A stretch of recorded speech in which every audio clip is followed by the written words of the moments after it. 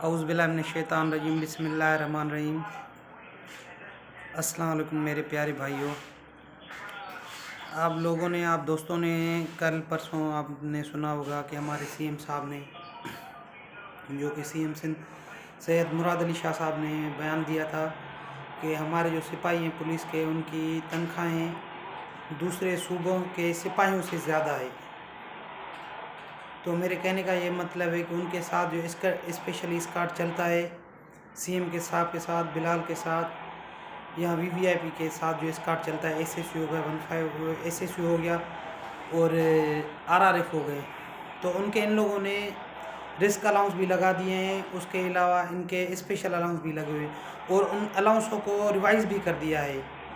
मेरे कहने का मतलब है कि जो हमारा बेसिकली ऑपरेशन का और इन्वेस्टिगेशन का सिपाही है, वो सिर्फ 32,000 सैलरी उठा रहा है और उन आरआरएफ और एसएसयू जो हैं, इनके साथ जो स्पेशली चलते हैं, वो कम से कम 55-60 हज़ार तनख्वाह उठा रहा है।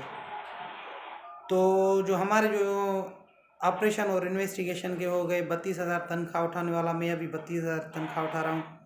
आप देख लें कि इस दौर में घर के कितने अखराजात होते हैं। मेरे जो घर के अखराजात हैं, मैं आपको बता रहा हूँ। जो घर का राशन आता है, कम से कम आप कितना भी कम कर लो, कितना भी बचा के 250-300 में तो अभी ऑयल लीटर मिल रहा है।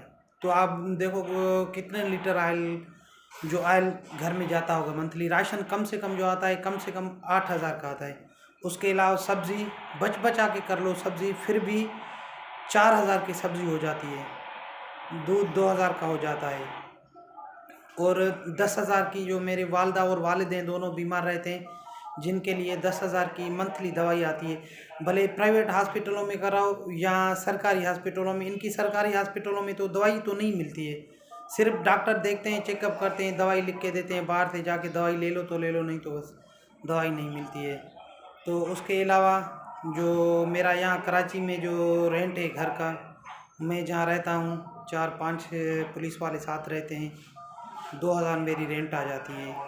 और मैं बाइक पे आता जाता हूँ, बाइक का पेट्रोल हो गया, उसका खर्चा, ऑयल ये वो चेंज करना टोटल, और मेरा खाने पीने का खर्चा कम से कम 5,000 वो आ जाता है, बचा के 5,000। और उसके अलावा मैं गांव जाता हूँ, गांव जो रास्ते का मेरे आना जाने का खर्चा होता है, वो कम से कम 2,000, 1,000 का किराया है आने का, एक जाने का 2,000 ये हो गए, और 500, 300-400 रास्ते के खर्चा हो जाता है। वहाँ पे जाओ तो 300-400, समझो 2,500 ये मेरा किराया हो जाता है। उसके अलावा बच्चों की फ़ीस है, बच्चों की खर्ची है मंथली, वो कितनी भी बचा के कर लो ना, कम से कम फ़ीस और बच्चों की खर्ची जो हो जाती है 3,500 ये बच्चों की हो जाती है। तो टोटल जाके बनते हैं, कम से कम ये बनते हैं, टोटल बनते हैं 37,500। अभी मैं 32,000 उठा रहा हूँ। आप खुद बताएं कि एक 32,000 तनख्वाह उठाने वाला, उसका 37,000 36,000 खर्चा होगा घर का, तो वो कैसे चलाएगा।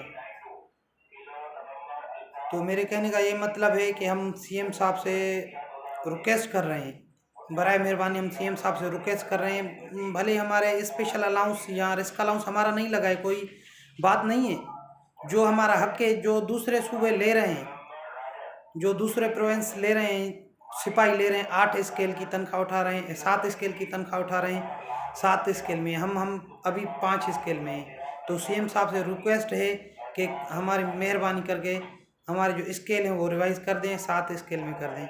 सीएम साहब की मेहरबानी होगी। जो सुन रहा है, अस्सलाम वालेकुम।